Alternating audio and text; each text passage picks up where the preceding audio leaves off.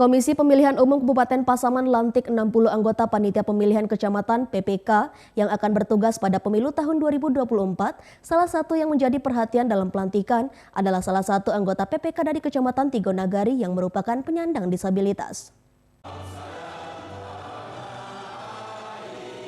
Pelantikan PPK yang dilaksanakan KPU Kabupaten Pasaman tahun ini nampak berbeda dari pelantikan periode-periode sebelumnya dengan kehadiran salah satu anggota PPK merupakan penyandang disabilitas. Ini merupakan salah satu dan pertama kali anggota PPK dari penyandang disabilitas yang lolos seleksi dan dilantik KPU Kabupaten Pasaman.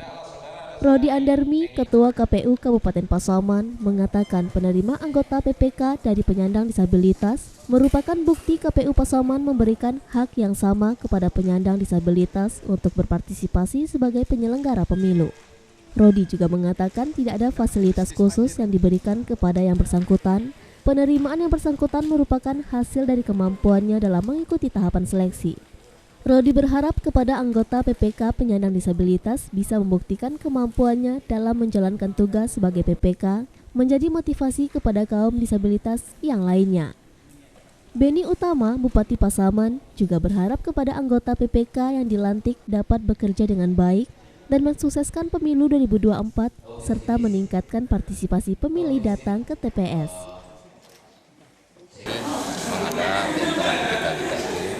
Masuk penyandang disabilitas, namun di satu sisi dasar kita memang yang bersangkutan memang mampu, menurut kami dijadikan anggota PPK. Dalam seleksi tidak ada fasilitas perlakuan khusus, kita berlakukan sama, tapi yang bersangkutan memang kami mampu menjadi anggota PPK.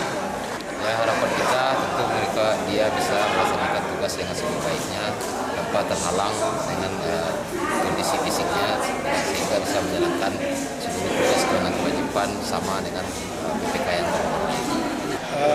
Untuk bisa melaksanakan tugasnya dengan baik, artinya sesuai aturan dan regulasi yang ada, dan harus berlaku objektif, dan bagaimanapun berkualitas atau tidak berkualitasnya pemilu yang akan datang itu sangat diwarnai oleh tugas PPK yang hari ini kita lalui. Itu harapan kita. Tentu pemilu ini sukses. Ya, salah satunya tadi saya sampaikan kehadiran, ya, PPK harus bisa menghadirkan masyarakat ke TPS dan menciptakan bagaimana pemilu yang menyenangkan. Dari Pasaman, Sumatera Barat, Aryo Hanas, iNews melaporkan.